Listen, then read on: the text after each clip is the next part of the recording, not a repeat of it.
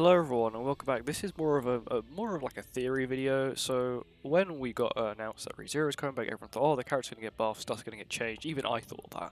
I thought, they're gonna buff the characters, they're gonna change everything about it. And I'm probably wondering, why am I looking at Ekidona, the brand new character that's completely broken? Well, I'll tell you why. Everyone in the ReZero collab is unknown, and you're probably thinking, well, what's that got to do with it? Well, Ram has a passive that buffs unknown units. So does Ekidona. But Ekidona's is just based on just unknown race allies on the field as well. So they both buff unknown race allies. So turn 1, you can get 35% increased stats. So that's like buffing everyone else, every unknown stat, every unknown, let's say ReZero character you can use by 15%. If you're running a full unknown team, which you most likely are if you're running one unknown. There's no point in you running just one unknown nowadays, you might as well run the whole team. But that's not just it. You probably think, that's also pretty broken, 15% stats, but then you look at her ultimate, and you realise that her ultimate is beyond stupid. Not only does it hit hard, it also buff unknown races damage dealt by 35% and gives them an increased attack by 20%. Obviously, basic stats 20%, but I'm just saying attack, so it's like damage dealt sort of thing. So 35% damage dealt plus 20% attack. Then if you then add the relics, for example, I thought they were going to change Rem and make her AoE like stronger or change her ultimate. But recently, after doing quite a bit of like research and like testing and all of that kind of stuff, you realize you don't need to do that. Ekidona buffs the combination of Ekidona and Ram buffs Rem so much that her ultimate can probably hit for about 8 million. My Rem ult can nearly hit for 8 million, and I'm missing 2 weapons. 8 million missing 2 weapons. That's pretty good. And you go, obviously we've got Reinhardt, and we think, he doesn't really need a buff, he's a human, he's based off HP, so you already got Twigo, you already got Arthur, you already got Barn, you've got a full team for him already, he just slots in and takes Terry's spot. So in theory, you can now run the Barn team with Terry or with Reinhardt. I will get him 6-6, it's just I'm waiting for me to get the free copy of Ram, so I can trade one copy of Ekidona, another copy of Ram, and a copy of Ram to get 6-6 Reinhardt, because it is worth it for the extra buff. If I was 4-6, I would not do it. I'd put the copy into Ekidona, but I have him 5-6, so I will do that. But yeah, this is just my overall thinking. Like, for example, like Rem didn't get a buff; she didn't have any stat increase. I think maybe her Super Awakening got buffed a little bit, because when I checked, she had like 56k CC. I gave her her relic. Her relic doesn't even give her 1000 CC. It gives her just under 1000 CC. And yet, I think she gained about she gained about 2k CC. I don't know how, but she did. Unless relics themselves, you giving someone a relic gives them CC, which could be a possibility, but I don't think so. But yeah, that's really it. I think she got a buff on her Super Awakening, and obviously she has now recently got a free outfit, which is this one. This is the weapon for it. I'm still missing 2 weapons, and she gets this free haircut as well, which is it's all good, to be fair. But her relic is what breaks her.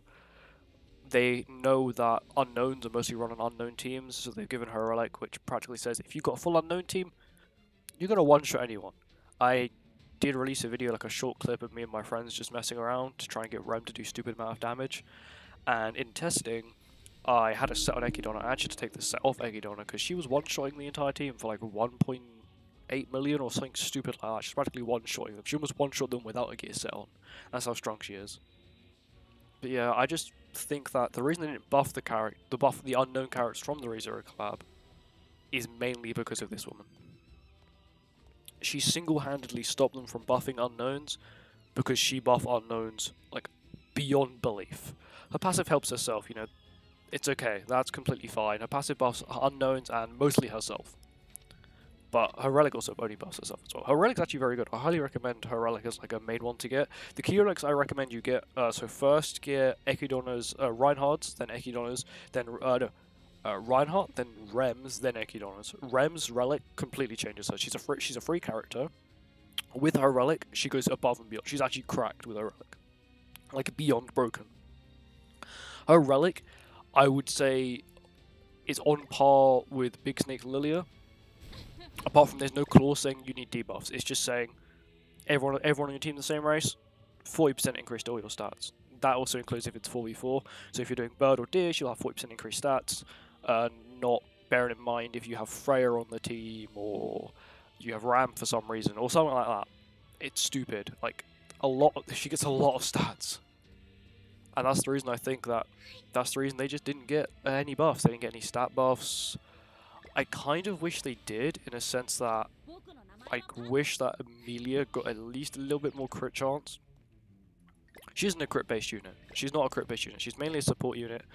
But I wanted her to get that buff, so that means she could be some sort of, like, mini DPS. Because I'm not a lie, Amelia... I'd say Rem is closer to meta than Amelia. Because Amelia's relic she got completely... everyone was hoping like, not for a broken relic, because she completely break the game. It does give her just over 1,000 CC. But it's not the best. The best case scenario, right? You're running 3 freeze units, which is not good. And there actually is no good 3 freeze units. The best one is Amelia, and then you get an ult off. But still, then if you do that, she's then not going to be buffed by anyone unless you run Ram in the back, and Ram's then only going to be buffing her. So she got completely cucked. Ram's relic, I think, is actually very good. So at first I thought it was really bad, but then when I actually looked at it closely, I then realized that it's actually very good. Because recently I made a video me doing the hardest red eye, whatever they're called, the rabbit boss. Let's just say the 500k rabbit boss, and her golden AoE hits super hard because her attack stats really increased by 30%. I'm not sure if attack stats also means pierce as well. I think it means pierce, and also it looks really cool. I really like it. It's really cute. It really suits her. And I just think they did an overall good job for the design. I thought it would literally just be gloves, sort of like what Athena got, which is like with the weird orbs, but they actually made it look pretty cool. But yeah, that's really it with my rant about my conspiracy theory about why they didn't actually buff the Erezia units, because they knew they were adding a complete assault, literally a support assault buffer. She's an assault character, she can be a support character, and she's a buffer. She's like the top tier unknown unit if you want to just completely destroy someone's day. She's got an Infect card, a Sever, she's got the most irritating card in the game, an Infect card, a Sever AoE, and she buffs herself. And Rimuru can't counter her. It's like she gets 1 buff a turn, she gets 3 buffs a turn sometimes. And let's just say you play 3 AoE cards, she gets 9 buffs, Rimuru can only take 1. Even if you're versing Esterosa, only takes 1. So it's not like it's an issue. It's actually insane. She's a very good character. She's actually probably one of my favourite collab. Her and Rem are probably my 2 favourite collab characters, in a sense where they have so much usability now because they've got their relics and they've been like, obviously Ekidon's a new character and her relic does add a little bit to her, but overall she's just a really good character, very well designed. But with that she also then, I just think they've just set it up for a just complete unknown meta. If I go to unknown, I know I'm going completely off topic, but if I go to unknowns, right? So we're gonna say broken or meh. So broken because passive, broken if you run the right team, meh. Oh, didn't mean to click on you. Broken in PvE, broken in PvE, still broken in PvE, broken in PvE. Good as a meh, but she's very good in support in the back. Meh, his stats aren't too good. He can be broken if you run the right team, and everyone else is meh. Tuning is actually useful. Summer Melon I don't have, but she's broken. Most of the unknown characters are broken, and you've given them 2 support characters. In theory, now every unknown team will probably have Ekidona and Ram just for the stat boost. Obviously, before I'd summoned, I had seen teams like Rimuru, Fest, Gotha, and then these 2. That's turn 1, they're getting 35% increase to their stats, plus Gotha can give them an extra 20% increased HP.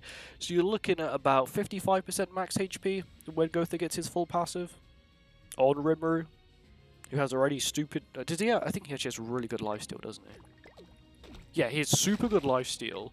Mix that with the fact he has an Infect card, a Pierce card, and a buff that gives him stupidly high stats. You're looking at a not very fun time. Plus with the fact that 99% of unknown teams use evasion food, so you probably, and most of them probably have time milling, you can't kill Rimuru turn 1, and then he's going to have a lot of HP, and then you're in a lot of trouble. That's the reason I've just resorted to using back to the Barn team. It's fun, very fun, I don't care. I can one-shot anyone in geared first turn, even if they're using evasion food, because Reinhardt is broken and can use these 2 cards to kill anyone. I believe he is a character we needed though. We needed someone with 2 single targets that were HP related. He's fully based off HP, which I love, and he's got a lot of HP. Look at this, 189k. I do have really good stats. I got really lucky when rolling his gear. Well, this piece I got really lucky. This piece still missing about 1.5%, so I'm missing probably about 2% HP on him. So you're looking at like 2%, about 190 something k, 192k without the paid out. These are the two paid ones.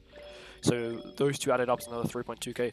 You're looking at about 195k HP. With obviously my Constellation, because Constellation does have a big impact on the HP of your characters. So you will have to take everything, all my stats, with a grain of salt, because look, if people who complete this Constellation, they're going to get 4,000 HP on every character. That's 1,333 CC per character. Anyway, thank you for watching this video, and I'll see you all in the next one. If you like this video, please make sure to like, comment, subscribe. It really helps push out my channel, and I've got a lot of new viewers and new subscribers recently, and I'm really thankful, and I appreciate all your support. It really keeps me going. It makes me so motivated to make new videos every day. I just want to say thank you. See you all in the next one. Bye bye.